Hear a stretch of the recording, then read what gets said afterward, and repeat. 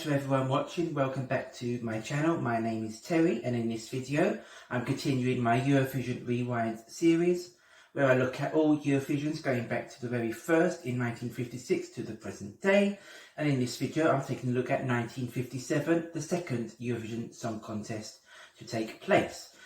So up above I'll put a link to my 1956 reaction so you can check that out. But yes, today we're looking at 1957. 10 countries took part, all sending just one entry this time. In 1956 we had 2 entries per country, but just 1 entry per country in 57. So 10 countries, 10 songs. I'm going to listen to them all, let you know what I think about them, and then at the end of the video I will let you know my top 10 in order from 10th to 1st. So if you like this video, please consider clicking the like button and also subscribing and hitting the notification bell to be informed when all episodes of Eurovision Rewind are released. And of course, all videos relating to 2023 as well. And yes, also please comment down below your thoughts on the 1957 contest and who are your favourites and everything like that. But without further ado, let's begin. Okay, so as you can see, I've got the video up and ready to go, and this video was uploaded originally by Svensk TV, so a link in the description to that upload will be provided in the description, so please do click on that and check that out, and thank you very much to them for providing this video. But as you can see, we've got the first song, Belgium, ready to go, so let's take a listen. So for me, this one, and I have actually heard all of the songs before, I should point that out, this isn't a first time reaction, but this for me is very much the whistling song. There's quite a lot of whistling going on in the song, which I'm always a big fan of in songs, I do have to admit that. Langs de straten danst een deuntje en ik blijf even staan. This does have a very nice floaty tune going on, which is appreciated. And I do like that as well, that there's a clear identification that the staging or setting can make an impact on the song, because as you can see on the background we've got the sort of pavement stones back in there, and for each different song there will be a different picture there, so that's very interesting to see that they identified that that can help to improve a song by creating a full picture. So yeah, we're back to whistling now, and for me in this song I always found the whistling to be a little bit sharp on my ears, so I wasn't too keen on it in this song. And also I've never been a big fan of when people put la-las or tri-la-las or things like that into a song. So I feel like it's just there to try and take up space where we could have actually have lyrics.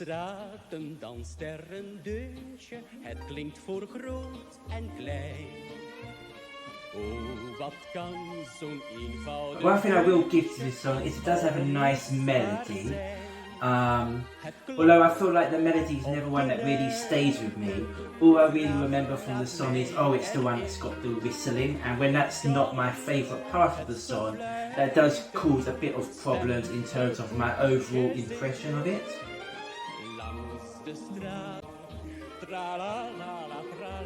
And at the end here we're back to the tra-la-las again, and I think we might get a bit of whistling.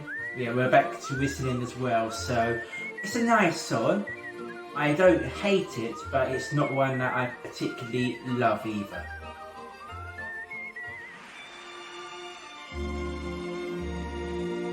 So second up we have Luxembourg, Danièle Dupré for Luxembourg. And we can see here that we've got a bit of a more classic French chanson style. Sort of very typical of what was being sent to Eurovision around that time, and sort of typical of what was winning quite often as well in Eurovision.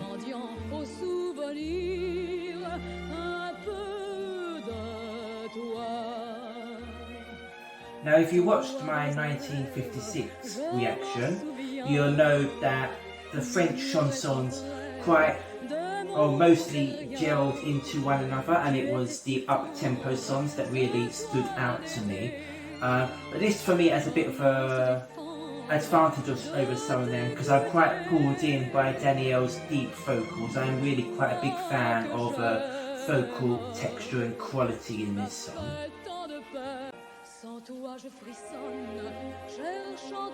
It's a very nice song. It does kind of stay on the same level throughout. We're not getting many sort of highs or low moments. It is quite a on the same level French chanson, which always means that they do sometimes struggle to stand out against some of the songs that give me more of a melody to latch onto. But this is a very pretty song. I will always enjoy listening to it. But yeah, maybe lacking just something slightly to put it amongst the ones that I really love. But I do particularly like Danièle's vocal quality, so that does win it a lot of points for that alone. Okay, so we've got United Kingdom up next, my home country, and this was the first UK song to appear at Eurovision. It was also, until 2015, the shortest ever song in Eurovision history.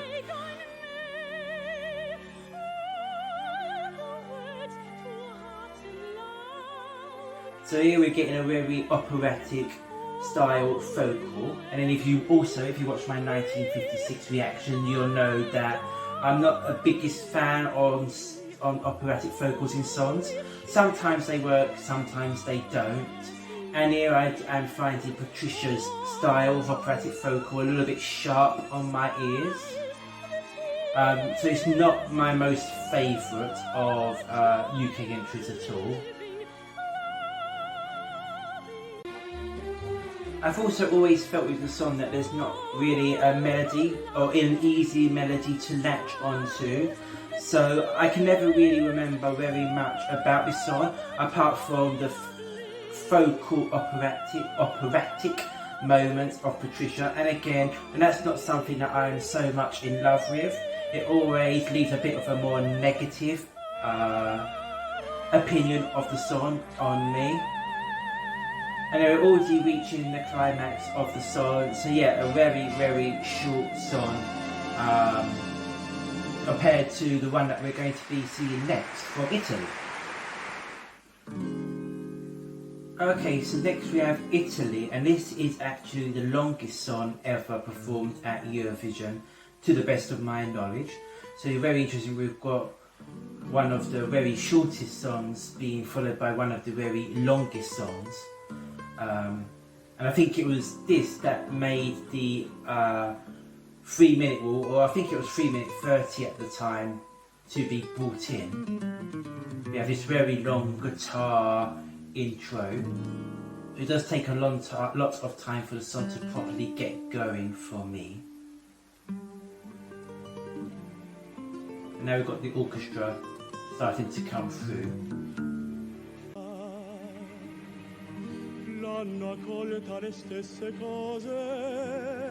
When the vocals do start here, it's very nice vocals, it's got very strong vocals, which you come to expect from Italian singers anyway, so that should be no surprise.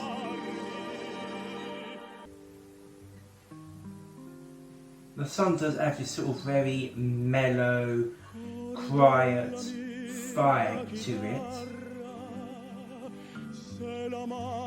which is very different to what we have nowadays. We don't obviously get very many quiet songs at Eurovision in recent years. You know, he's bringing out very nice, soft vocals, but for me there isn't much of a melody going on. I tend to not really remember this very much, apart from the fact that it's the longest song in Eurovision history.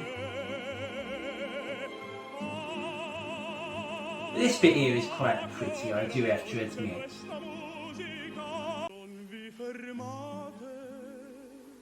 But it's around this point in the song that I'm starting to get a little bit not bored of it, because that would be unfair to say, but it's where I'm noticing that the song is quite long in length and it's not really showing any signs of reaching a climax or changing things up at all. We're going back to another guitar solo moment. Well, now the orchestras are coming back in. So I do think it's a pleasant song, but it's not one that's very suited for Eurovision, and I think it's one that isn't one that I particularly ever go to listen to, just because the length of it itself is quite a bit off-putting for me.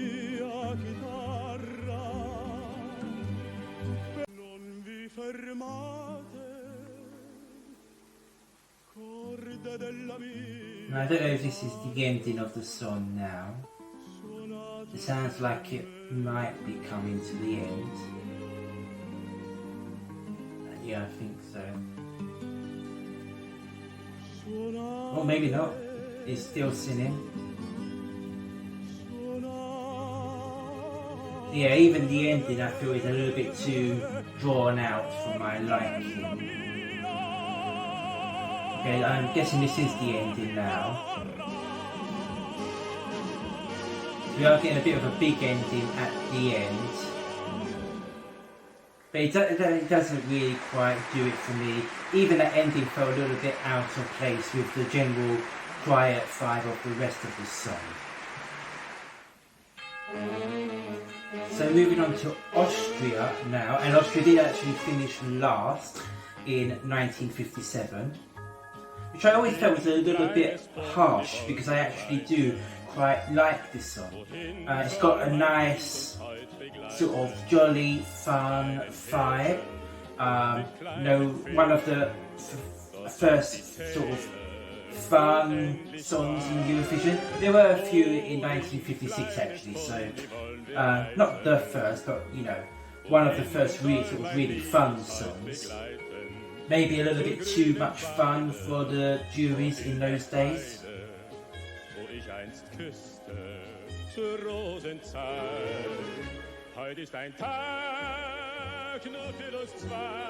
And I do quite like his vocal, you know, and he's bringing quite a lot of personality to the performance. That's always good to see.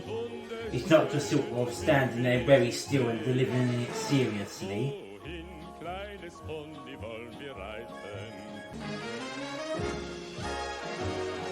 Now we've got the orchestra coming in and giving it a bit. And I like the orchestra, it's coming through clearly, giving some more character to the song, so that's always nice to see. I'm not going to pretend that this is one of my favourites, because it probably isn't, but it is one that I always do enjoy listening to. It's just a good, nice, fun song, and you can never go wrong with something like that, I feel.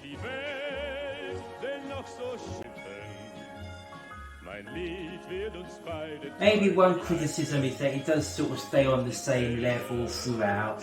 Like some of the other songs, there doesn't seem to be any change up in the style or the sort of tempo or anything in the song, which I perhaps would like to have seen. There we go, and a nice big finish there as well. Okay, so we're now moving on to the Netherlands, who of course were the eventual winners in 1957. We've got Corry Brokken making a return after appearing in 1956. And I did quite like a song in 56, but I feel this one has got a lot more life to it. It's got more of passion, and it's got the light and shade that I sometimes miss in other songs. We started off with a bit of a quick sort of start, not quick, but there's a little bit more speed to it, and now we're moving into a more slower, ballady, thoughtful tone. And again, I said in the 1956 song that I was a big fan of her vocals, and they're very unmistakable, and they're coming through, again, they're a very nice deep voice. It's very pleasant to listen to. And I really do like the orchestration in the the orchestra, and the melody in the orchestration, I should say, is a much better way of saying it. It's got a very nice, smooth vibe there, which I really enjoy. And Corry's giving a very good presentation, showing lots of personality, which, as it is becoming more of a televised contest, is of course more and more important each year. And I have said that in the previous video, 56, I wasn't too keen on talking in songs. But here I feel it's one of the rare occasions where it actually really works quite well. I think it's because Corry's doing it with a lot of personality, which really comes through. So I think that helps a lot.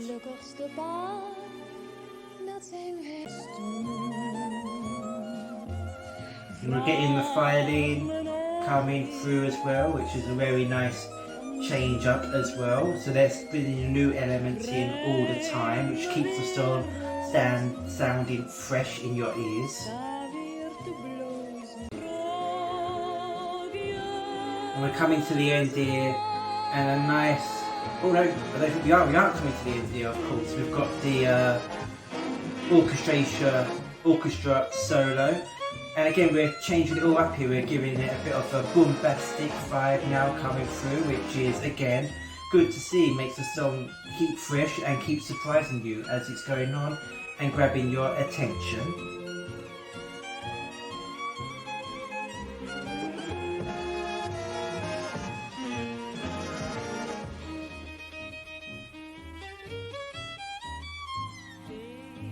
Okay, now we are coming towards the end. We'll get over in the last part of the song. And Corry is still giving good personality all the way throughout. There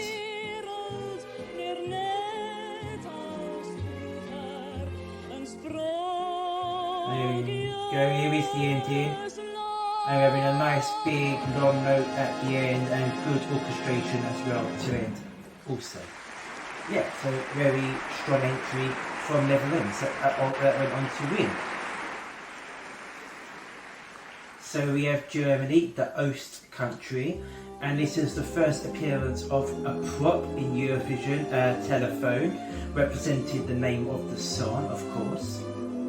And again, that's another identification that a prop can be used to really complement a song and a performance. Hello?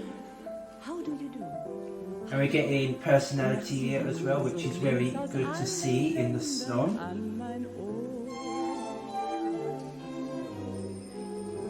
Hello. Grazie, Sisi. And again, we are getting speaking here, but I think the fact that it's complemented with the prop and it is there to make the whole telling of the story come together, I can be much more lenient on that front.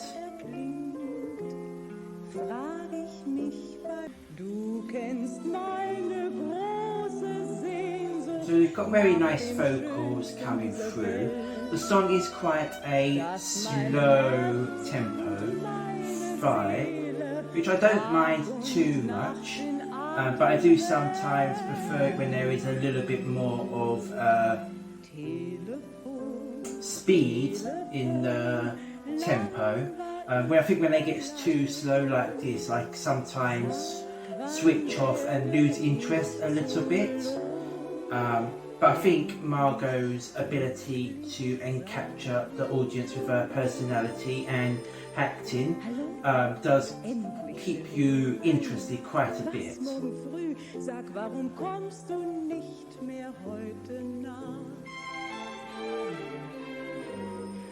But I do sometimes feel that the talking parts of the song take over a little bit too much, and I would like if they were cut back a little bit and replaced with more actual singing. So yeah, that is one criticism of the song I do have.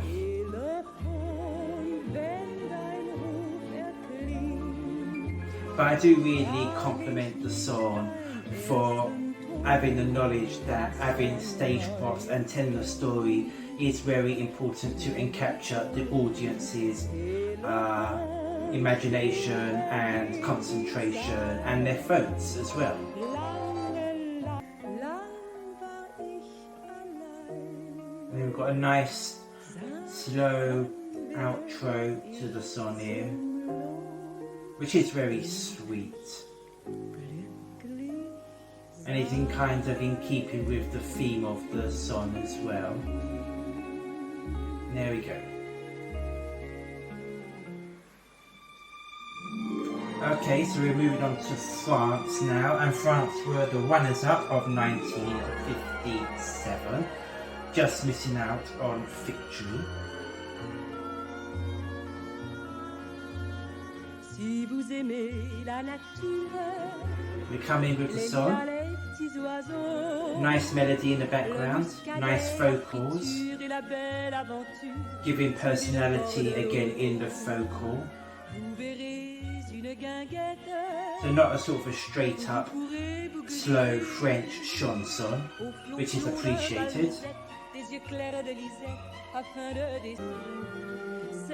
And for me, what really makes me remember this song is the performer here. I think it's pronounced Paule, I'm not sure how to pronounce it.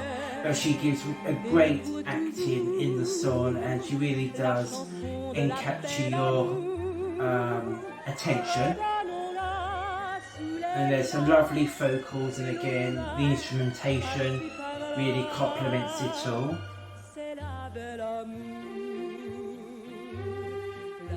And I really do like vocals here on the ooh part there. That's very good. A lot better than what I can do, obviously.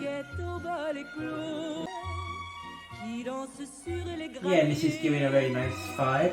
I'm really sort of liking the floaty nature to the orchestration there. And the song's got quite a lot of twists and turns. It's not always immediately obvious where it's going.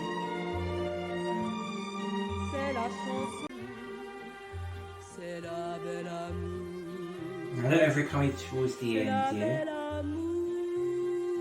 But, you know, really nice vocals, as I said, here on the ooh part. And a very nice ending there, yeah. So all in all, a really nice entry from France. Okay, so moving on to Denmark now. Denmark, one of the three countries together with the United Kingdom and Austria, who made their debut in 1957. And I think this is a legendary song amongst Eurovision fans for the kiss that comes at the very end. But we're starting off at the beginning, and I really do love this song for the storytelling it entails. They're telling a story and selling it very well. And I really do like the back and forth here with the singing to each other. Obviously telling the story about how he's going off. I think it's a story about going off to war. So they really do tell that story very well. And here in this bit where they're singing together, the vocals really do complement each other very well for me. They sound very pleasant together. So that's again another thing that I really do enjoy about this song.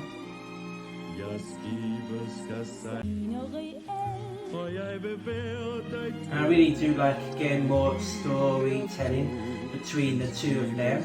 They're acting it out very well. And again, it's giving evidence that it's important to give a good presentation of the song, not just sing it very well. And I think all those things go together to make me enjoy the song even more than what I do when I'm just listening to it.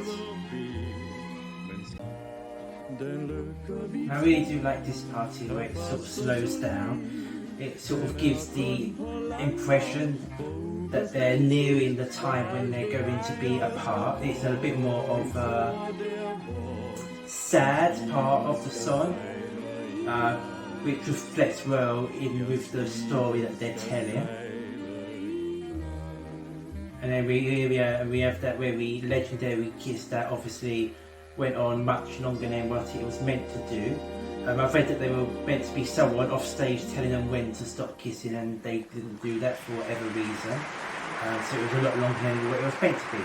But I think that Kiss obviously has made this song go down as legendary amongst Eurovision fans. And the 10th and final song is Switzerland, and this I see her coming back to try and defend her crown for Switzerland. It wasn't to end up successfully low because she only came 8th in the end of the voting. This has got a nice instrumental start there. And then this is vocals coming through, and in 1956 I commented on how much I do enjoy her vocals. And here it comes through very sweet. This is a bit more of a lullaby type song, which is very enjoyable to my ears. And I've always quite enjoyed this song. I think 8th place is a bit underrated for it in 1957. I wonder whether Lisa Sia being the winner from the previous year maybe made people not so much want to vote for it. I don't know whether any of those thoughts were going on in the jury's heads at the time. But this song is another one that's got quite a nice bit of light and shade. It takes a few different turns in the style of song that it's and the way that it's being sung and performed by the orchestra. You know, I quite like this sort of change up from the chorus to this part here. It's quite nice.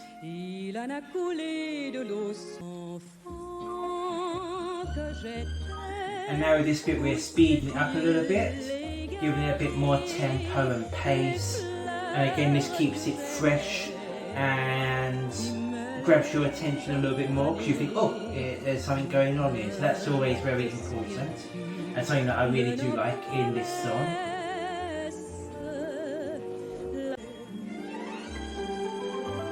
And now we've got orchestra coming through with its solo. Very floaty, very... I can imagine people in like ballrooms dancing to it. And I think we're coming towards the end now. We've gone really slow, thoughtful. And this again there with really nice vocals.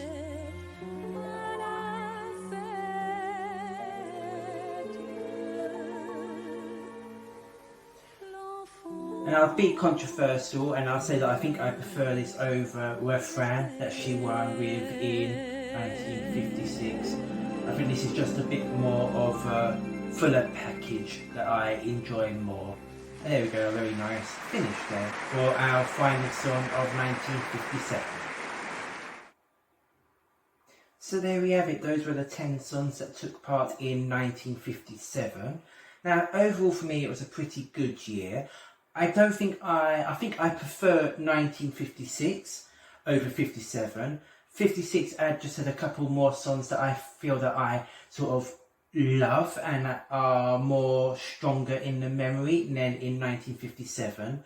But 1957 did have a couple of very strong songs, and then there's a lot of songs that are very close in my rankings. So what's going to come up now is I'm going to show you my rankings from 10th to 1st. And yeah, please comment down below what you agree with and what you disagree with.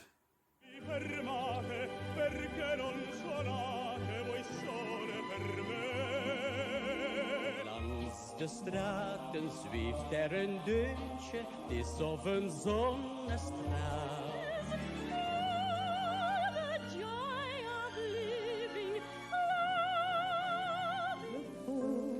Telefon, lang war ich allein.